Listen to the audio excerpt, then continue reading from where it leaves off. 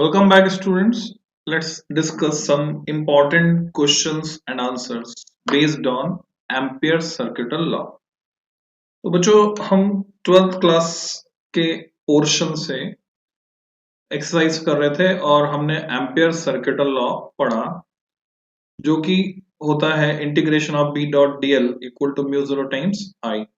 तो इसकी मदद से हम मैग्नेटिक फील्ड निकाल सकते हैं बच्चों अलग अलग सिचुएशन में। किसी इनफाइनाइट वायर की वजह से मैग्नेटिक फील्ड निकाल सकते हैं,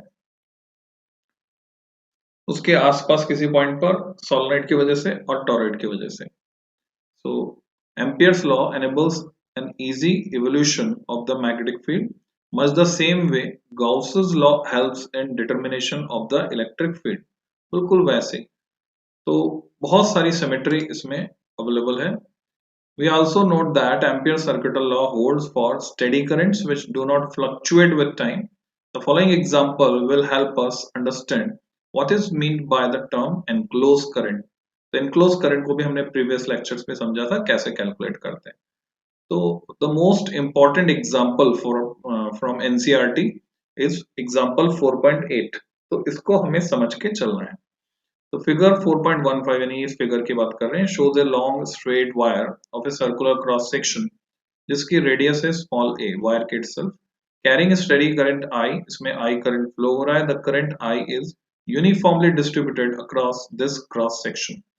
तो हमें समझना है कि डीसी जो है पूरे वॉल्यूम में फ्लो होती है, हालांकि जो अल्टरनेटिंग करंट है वो सिर्फ सरफेस पर फ्लो होती है। अल्टरनेटिंग करंट उसको हम स्किन इफेक्ट भी कहते हैं और ऐसा इसलिए होता है कि उसमें फ्रीक्वेंसी ज्यादा होती है उसकी वजह से, और डीसी की प्योर डीसी की फ्रीक्वेंसी जीरो होती है क्योंकि इसमें कोई चेंज नहीं हो रहा है।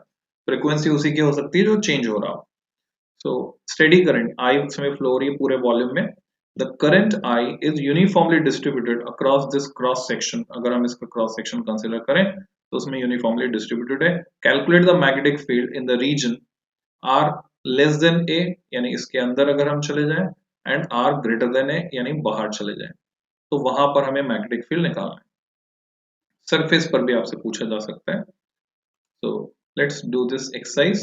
सॉल्यूशन जैसे कि एनसीईआरटी में भी आप देख सकते हैं। पार्ट ए का ये केस हमने कंसिडर किया जब हम देख रहे हैं कि point P outside the wire situated है, यहां है पॉइंट पी बाहर। The Amperian loop label two is a circle concentric. अब एम्पियर लॉ लगाने के लिए हमें एक लूप चाहिए विद अ क्रॉस सेक्शन। तो यहाँ डायग्राम में दिख इस तरह से रहा है। डायग्राम 3D में नहीं है बच्चों, 2D में, इस वजह से ऐसा दिख रहा है। पर आप इमेजिन कर सकते हैं ये दोनों ही सर्कल परपेंडिकुलर हैं इस प्लेन के। So L is 2 pi r, circumference हो गई। करंट जो है एनक्लोज बाय द लूप, सारी की सारी करंट इसमें से होकर जा रही है। The result is familiar expression for a long straight wire, जो हमने पहले भी डिराइव किया था।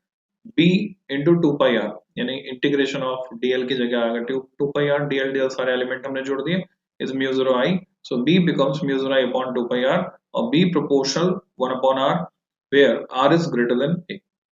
ठीक है, जब भी r a से बड़ा होगा तो b inversely proportional to small r होगा। Second part, consider the case जब r छोटा है a से। The Amperian loop is a circle labelled 1 for this loop. तो डायग्राम अगर आप देखेंगे तो उसमें ये देखेंगे कि ये अंदर छोटा सर्कल है। अगर उसकी रेडियस हम फिर से स्मॉल आर लें तो अब की बार कैपिटल आर एल जो है वो टोटल लेंथ हो जाएगी 2 पाई आर। अब करंट एनक्लोज जो है आई इज नॉट आई, क्योंकि सारे में से तो जा नहीं रही। तो ऐसे सिचुएशन में वो करंट कितनी है, तो उसके लिए हमको area of cross section consider करना पड़ेगा। यानी उसी डायग्राम को मैं वर्टिकल फॉर्मेट में अगर बनाकर आपको बताऊं तो ये तो था हमारा तार सिलेंड्रिकल फॉर्म में, और पॉइंट पी जो है वो आपकी बार अंदर है और ये इसका सेंटर मान लेते हैं हम। करंट इसके पूरे वॉल्यूम में डिस्ट्रीब्यूटेड है, पूरे वॉल्यूम में डिस्ट्रीब्यूटेड है। तो ऐसे सिचुएशन में या थोड़ा सा नीचे जाके अगर मैं इस स्थिति को समझता हूं तो ये वो सर्कुलर लूप है जिसमें से होकर जाने वाली करंट हमको चाहिए, और इसकी रेडियस है स्मॉल आर, जबकि इस वायर की जो रेडियस है this is a and r is less than a. तो current per unit area of cross section अगर मैं निकालता हूं तो मुझे मिलता है आई अपॉन पाई ए स्क्वायर, जिसको हम करंट डेंसिटी यहां पर कह सकते हैं।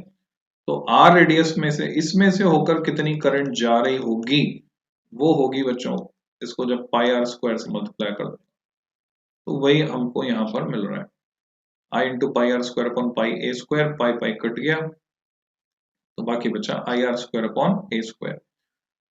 अब एम्पियर्स लॉ लगाने पर b into two pi are, यानी ये कहां से आया है, integration of b dot dl का रिजल्ट है।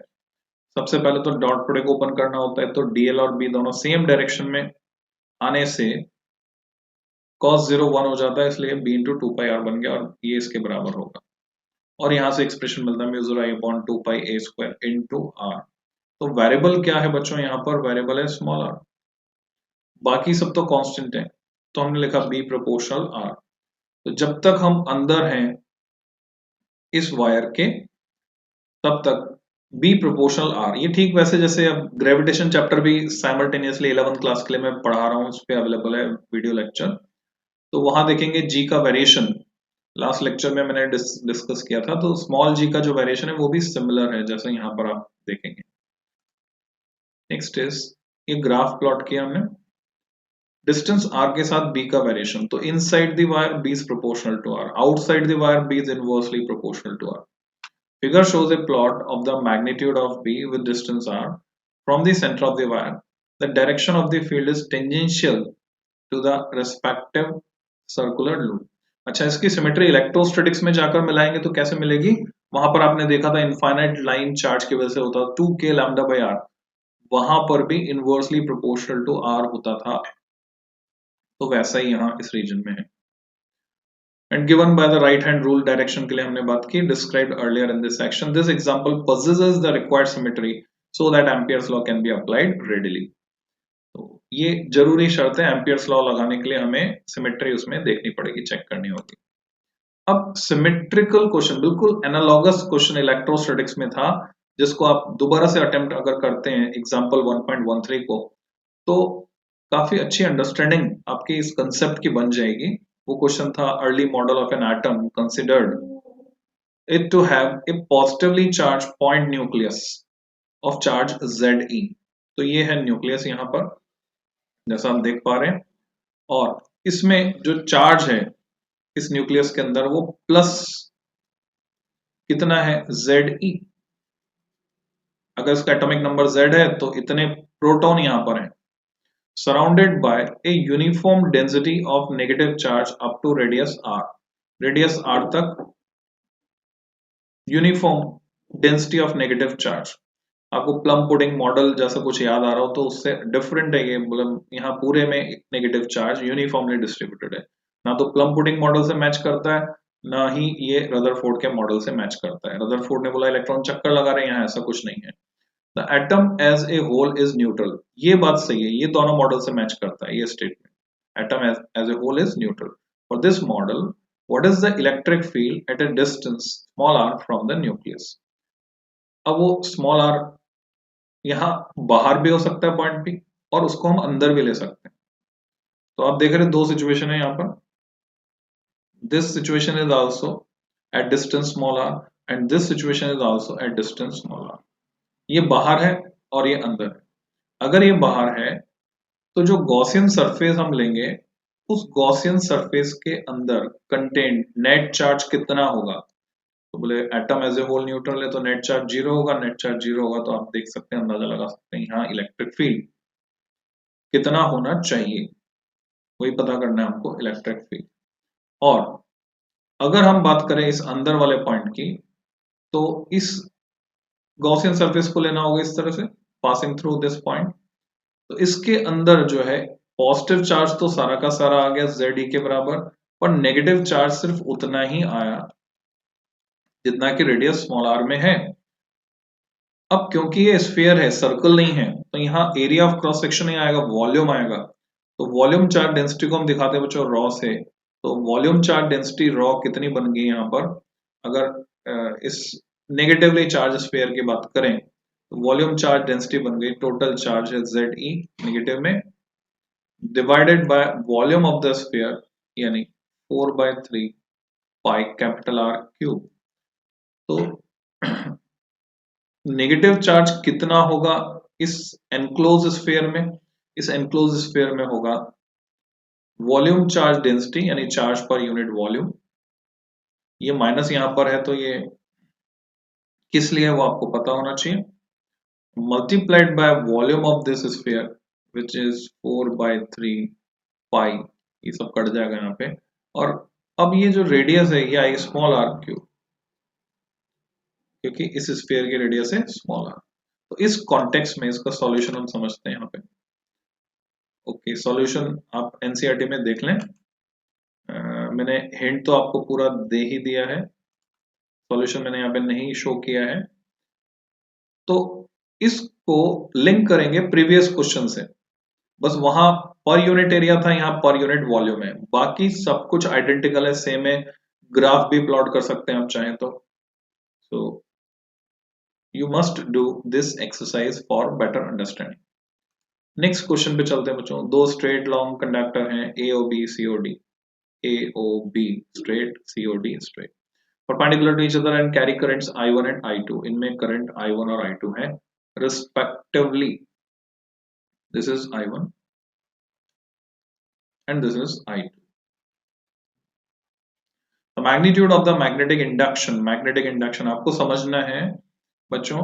जो मैग्नेटिक फील्ड होता है उसको मैग्नेटिक इंडक्शन भी बोल दिया जाता है कभी कभी। तो न्यूमेरिकल में अगर मैग्नेटिक इंडक्शन आ जाए तो इसका मतलब वही है, मैग्नेटिक फील्ड ही निकालना है आपको, कंफ्यूज नहीं होना। ठीक है, magnetic field is also known as magnetic induction or magnetic flux density at a distance d from the point O in a direction perpendicular to the plane ABCD, यानी यहां से आपकी तरफ बाहर आ जाइए, बाहर आपकी तरफ।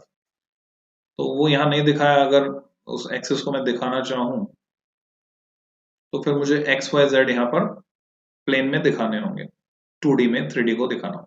तो डी डिस्टेंस पर आपकी तरफ वहां पर मैग्नेटिक फील्ड कितना होगा? तो 3D में इमेजिन करके देखिए आप, करंट I1 की वजह से इस पॉइंट पर ये मैग्नेटिक फील्ड किस डायरेक्शन में होगा, I2 की वजह से किस डायरेक्शन में होगा? Just think about. I2 की वजह से होगा टुवर्ड्स B यानी पॉजिटिव एक्स डायरेक्शन में, I1 की वजह से होगा टुवर्ड्स D यानी नेगेटिव वाई डायरेक्शन में। तो इसमें IJ के कंपोनेंट्स आप लगा सकते हैं चाहे तो, और सिर्फ मैग्नीट्यूड निकालने की बात है तो हम मैग्नीट्यूड निकाल सकते हैं। तो यहाँ चार ऑप्शन में हम देख रहे हैं कि डायरेक्शन इंक्लूडेड नहीं है, मींस सिर्फ मैग्नीट्यूड निकाला है। अब मैग्नीट्यूड किस पर डिपेंड करेगा कि वो किस डायरेक्शन में, उसी के हिसाब से उनका वेक्टर सम होगा। तो let's see the solution. B1 plus B2 का वेक्टर सम हमने किया, जैसे मैं कह रहा था आपसे, पॉजिटिव एक्स डायरेक्शन में एक की वजह से, दूसरे की वजह से नेगेटिव वाई डायरेक्शन में। पर जो पहला वाला है वो नेगेटिव वाई डायरेक्शन में, तो यहां पर सॉल्यूशन में भी मिस्टेक है। ऐसा होता है बच्चों, ये मैंने किताब से उठाया सीधे। तो ये आई लगना चाहिए यहां पर और ये जे लगना चाहिए यहां पर फाइनल रिजल्ट पर आप देखें कोई फर्क नहीं पड़ेगा उसका, because these are perpendicular to each other. So resultant will be mu 0 upon 2 pi d under root of I1 square plus I2 square। तो ये समझते हुए चलना है आपको कि यहाँ पर डायरेक्शन जो है वो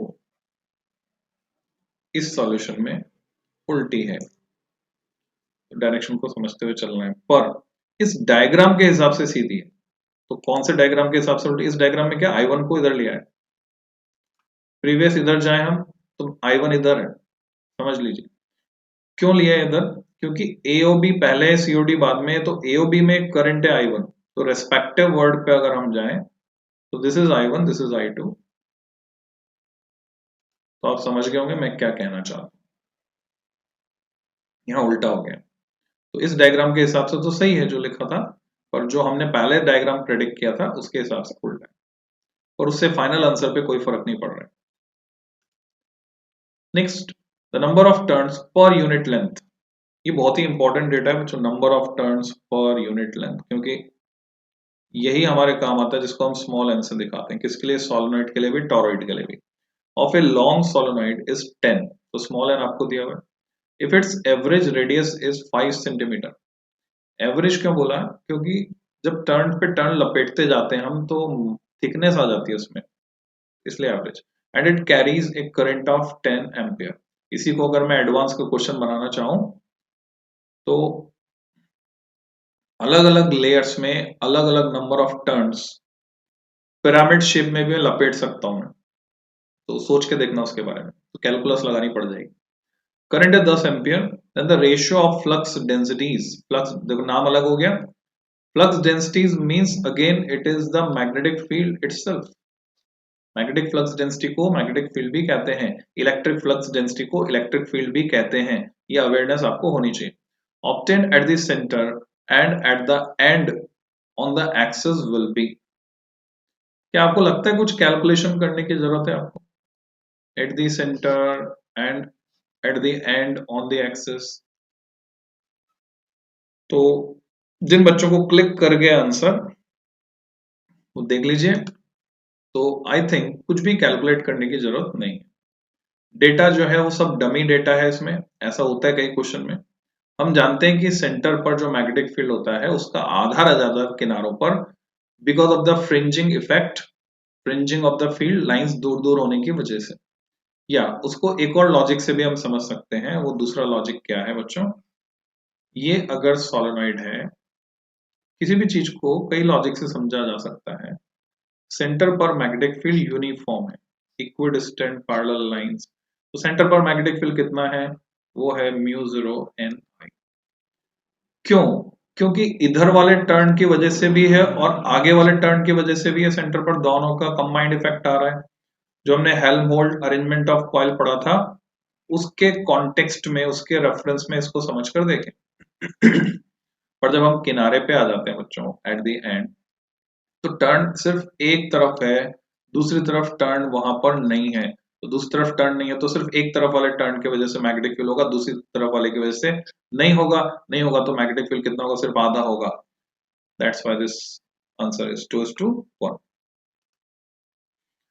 नेक्स्ट क्वेश्चन, इन ए टॉरॉइड, ये सभी बच्चों इंपॉर्टेंट कैटेगरी के क्वेश्चन है, कुछ ना कुछ इसमें झोल झाल है, हर सवाल में कोई ना कोई कंसेप्ट ऐसा है, तो उन्हीं को मैंने चुनकर छांटा है आपके लिए, यानी चुना है, छांटा है। तो क्वेश्चन नंबर 3, इन ए टॉरॉइड, टॉरॉइड की बात कर रहे हो तो दिमाग में इमेज आ जानी चाहिए टॉरॉइड की। Number of turns per unit length, again it is n। What is n? Torrid के लिए टोटल टर्न्स, टॉरॉइड होती है सर्कुलर अपॉन 2πr,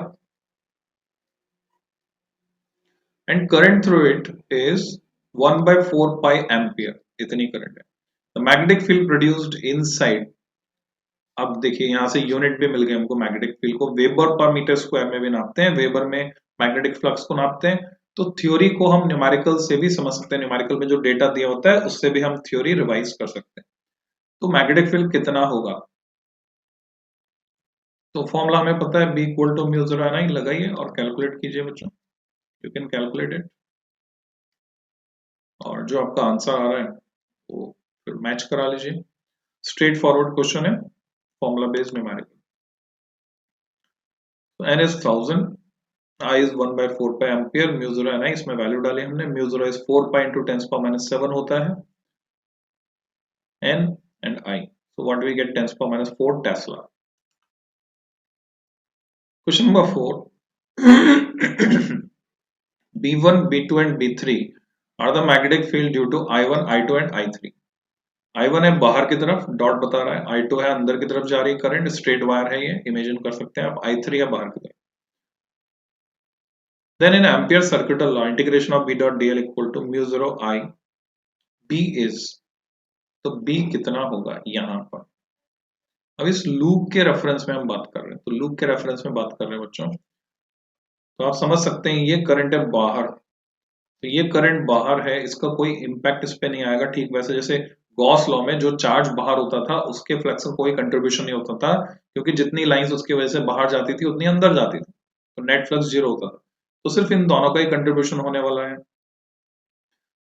अगर I1 के लिए हम पॉजिटिव लेते हैं तो I2 के लिए नेगेटिव होने वाला है, क्योंकि डायरेक्शन अपोजिट है। तो आप देख सकते हैं यहाँ पर कौन सा ऑप्शन मोस्ट सूटेबल है।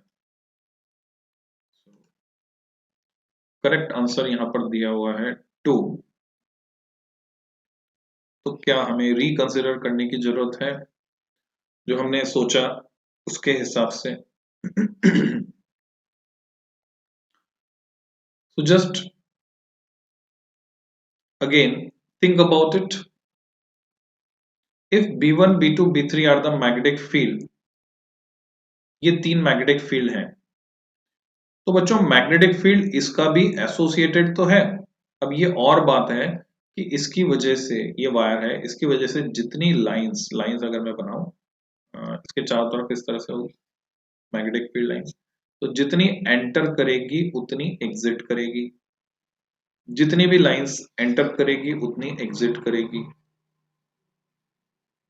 तो B3 का कंट्रीब्यूशन 0 हो जाएगा। पर यहां पर अगर हम सुपर पोजिशन प्रिंसिपल लगाकर रिजल्ट लिखते हैं, सुपर पोजिशन प्रिंसिपल अगर आपने लगाया तो आपको ये रिजल्ट ही लिखना होगा सुपर, यानी ये आंसर सही, आंसर नंबर 2।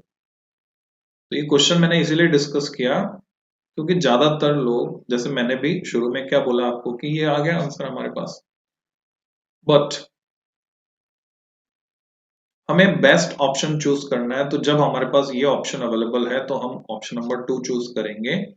बिकॉज आपको अगर ध्यान रहा हो तो सुपर पोजिशन प्रिंसिपल जब आपने पढ़ा था इलेक्ट्रोस्टैटिक्स में, तो F इक्वल टू होता था vector sum of F1 plus F2 plus F3, and जितने भी फोर्स होते थे 0 1 0 2 0 3, किस पर 0 पर, 1 की वजह से, 2 के 3 की वजह से, उन सबका वेक्टर सम। अगली स्टेप जब जाते थे हम तब माइनस या प्लस साइन लगाते थे अकॉर्डिंग टू द डायरेक्शन, तो यहाँ डायरेक्शन एसोसिएट नहीं होती। तो ये और बात है कि अगली स्टेप में अगर मैं जाऊंगा तो B3 होने वाला है 0, क्योंकि जितनी लाइंस अंदर जा रही उतनी बाहर आ रही।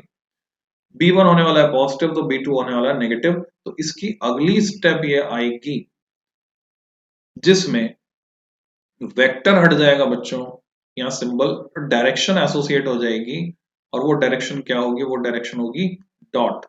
इसके लिए B1 का बड़ा होना जरूरी है, तब डायरेक्शन होगी डॉट। अगर B2 बड़ा होगा तो डायरेक्शन ये होगी क्रॉस, इनवर्स नेट। इस वजह से ये ऑप्शन सही ऑप्शन नहीं बनेगा, तो option 2 is correct. I think आप समझ गए होंगे। कोई भी बात जो समझ में नहीं आई है आप डिस्कस कर सकते हैं बच्चों, व्हाट्सएप पर मेरे से डिस्कस कर सकते हैं। नंबर है 9414489614। In Ampere circuital law on Amperian loop, B is due to all the current elements either inside or outside to the Amperian loop। अब ये और बात है कि नेट करंट जो है उसकी सिग्मा 0 होने से B3 0 हो जाएगा। Question number 5. Ampere circuital law is not independent of the Biot-Savart's law।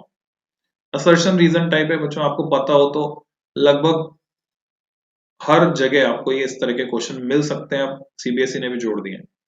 Reason, Ampere circuital law can be derived from the Biot Savart law. तो जस्ट थिंक अबाउट, वो जो 4 सिचुएशंस होती हैं आप वेल अवेयर हैं उससे, तो कौन सा ऑप्शन सही होगा? एम्पियर सर्किटल लॉ इंडिपेंडेंट नहीं है बार्ट-सावर्ट लॉ से, क्या ये सही है? Just think about. Ampere circuital law derive कर सकते हैं क्या बार्ट-सावर्ट लॉ से? क्या देखा अभी तक आपने ऐसा कोई लिंक इनके बीच? So just think about.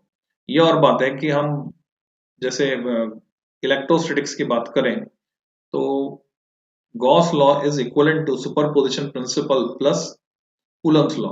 उसी तरह से हम बोल सकते हैं Ampere's law is equivalent to superposition principle plus Biot Savart law. और क्या डिराइव कर सकते हैं? तो correct answer is 1। Ampere's law is not independent of Biot Savart law, यानी असर्शन भी सही है क्योंकि दोनों के बीच इस तरह का लिंक है, रीजन भी सही है, और रीजन जो है वो करेक्ट रीजन है इस असर्शन का। So that's why answer is 1. Two long wires 1 and 2 are kept 8 centimeter apart and carry currents I1 2 ampere, I2 10 ampere in opposite directions. At what distance from wire 1 will the resultant magnetic field be 0? ऐसे सभी questions को करने के लिए आपको चाहिए diagram. ये दो तार हैं 1 and 2, इनके बीच की दूरी है 8 सेंटीमीटर। आप खुद भी कर सकते हैं बच्चों, वीडियो को पॉज कर दीजिए, खुद अटेम्प्ट कर लीजिए, फिर वेरीफाई कर लीजिए वीडियो चलाकर। करंट है I1 is 2 ampere and 10 ampere opposite direction, मान लीजिए ये ऊपर की तरफ है 2 एम्पियर और ये नीचे की तरफ है 10 एम्पियर, अगर मैं ऐसा मान लूं।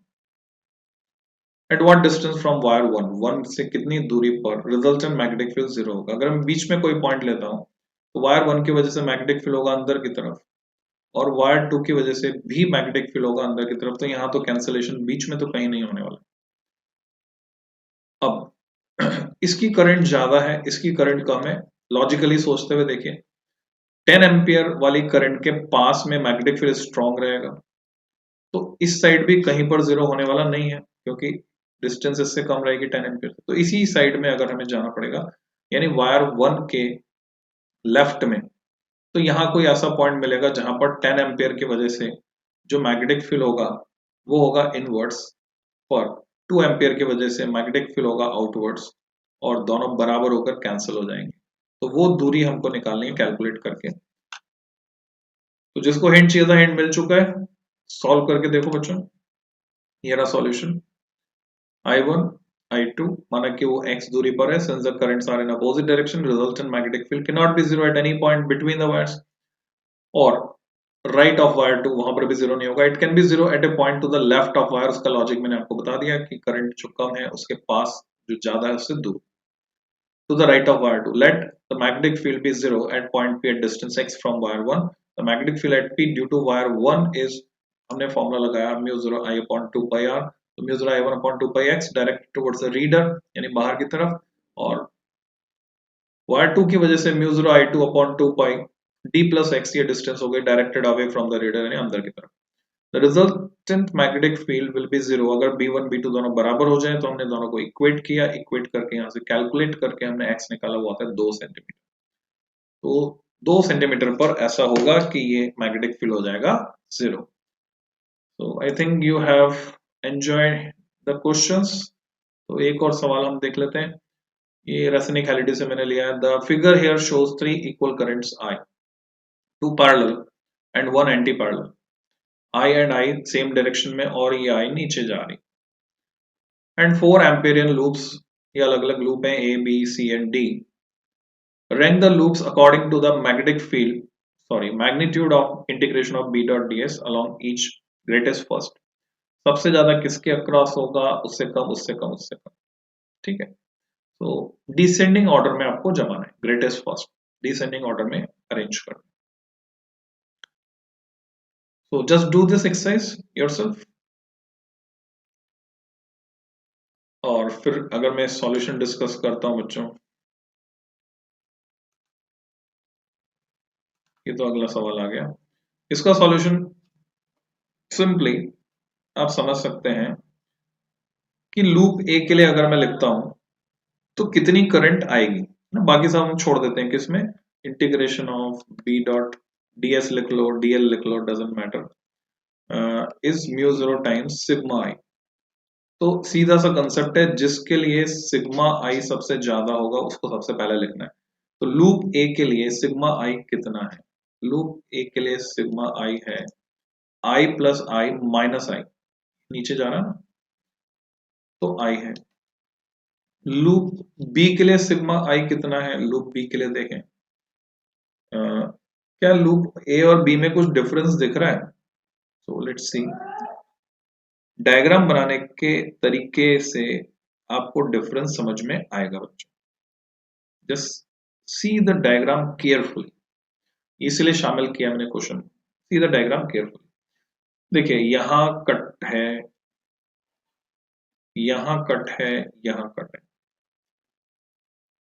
जबकि नीचे यहां कट नहीं है, नहीं है, नहीं। एक्चुअली ये थ्रेडिंग थ्रू है तीनों, किसमें, लूप ए के लिए threading through, but loop B के लिए यहां देख रहे हैं दोनों जगह कट है, means this current is not inside the loop B, ये तो बिल्कुल बाहर है। तो बस दो ही करंट बची बच्चों, आई पॉजिटिव में और आई नेगेटिव में, तो I B sigma I B is zero, समझने की बात है। फिर अब सिग्मा आई सी अगर मैं लिखता हूं तो सिग्मा आई सी नीचे की डायरेक्शन में है, तो वो माइनस में जाएगा, उसकी डायरेक्शन अपोजिट हो जाएगी, तो मैं माइनस आई लिख देता हूं उसको। और सिग्मा आईडी अगर इसकी बात करें तो सिग्मा आईडी की बात करें तो ये दोनों करंट एसोसिएटेड है, इसी में से होकर जा रही हैं, तो ये बनेगा 2i ऊपर की तरफ। तो अब अगर मैं इनको अरेंज करता हूं अकॉर्डिंग टू द मैग्नीट्यूड की बात की है, मैग्नीट्यूड, तो डायरेक्शन को हमें कंसिडर नहीं करना है, तो डायरेक्शन को कंसिडर नहीं करना है, माइनस साइन से फर्क नहीं पड़ेगा। तो अकॉर्डिंग टू मैग्नीट्यूड डी सबसे पहले आएगा, देन उसके बाद ए और सी साथ में आएंगे, ठीक है, दोनों में सेम है, और उसके बाद आएगा B according to magnitude. I think you got it. Next अगला सवाल, a solenoid has length L equal to 1.23 metre, ये उसकी लंबाई है, लंबाई दे दिया आपको solenoid, total length, inner diameter दे दिया 3.55 centimetre, carries current I equal to 5.57 ampere, it consist of 5 close packed layers, ये आपको समझना है, 5 लेयर्स हैं ऐसी, तो इफेक्ट 5 टाइम्स होने वाला है, ईच विद 850 टर्न्स, हर एक लेयर में 850 टर्न्स हैं, तो 5 लेयर में कितने हो जाएंगे आप अंदाजा लगा सकते। What is B at its centre, magnetic field निकालना है सेंटर पर, तो हम ये फॉर्मूला लगाएंगे mu zero N I, mu zero की वैल्यू आप जानते हैं, आई की वैल्यू आप जानते हैं, अब एन कैसे कैलकुलेट होगा वो इसमें कंसेप्ट है, 5 into 850 upon total length, because small N is total turns upon total length, तो हियर इज द आंसर। तो मेरे हिसाब से सफिशिएंट प्रैक्टिस हो चुकी है बच्चों, because of b does not depend on diameter of the windings, the value of n for 5 identical layers is simply 5 times the value of each layer। ये समझना है, ये जो डायमीटर दिया है इसका कोई इफेक्ट यहाँ पर होने वाला नहीं है, म्यू जीरो एनआई में डायमीटर या रेडियस नहीं आ रही है। तो इससे एक इंपॉर्टेंट एस्पेक्ट क्या निकल के आ रहा है कि उसका मैग्नेटिक फील्ड जो सेंटर पर होगा, मोटी कॉइल लो या छोटी कॉइल लो, उससे फर्क नहीं पड़ रहा है। तो डायमीटर का फर्क किस पे पड़ता है, मैग्नेटिक फील्ड पे तो नहीं पड़ता है बच्चों, पर आगे आप देखेंगे जब हम नेक्स्ट चैप्टर नेक्स्ट यूनिट में जाएंगे वहां पढ़ेंगे inductance, self inductance, capital L से दिखाते हैं उसको, सेल्फ इंडक्टेंस जब पढ़ेंगे तो वो उस पर पड़ता है, उस पर कैसे पड़ता है, और उसकी वजह से उसका जो इंडक्टिव रिएक्टेंस है और उसकी वजह से उसका जो इम्पीडेंस है, ये सब मैं नई टर्म बोल रहा हूँ जो एसी में हम सीखेंगे, उस पर इफेक्ट पड़ता है, उसका अपोजिशन जो है वो ऑफर करती है एसी को, उस पर फर्क पड़ता है, तो will discuss it later. So that's all for today's lecture. Happy learning.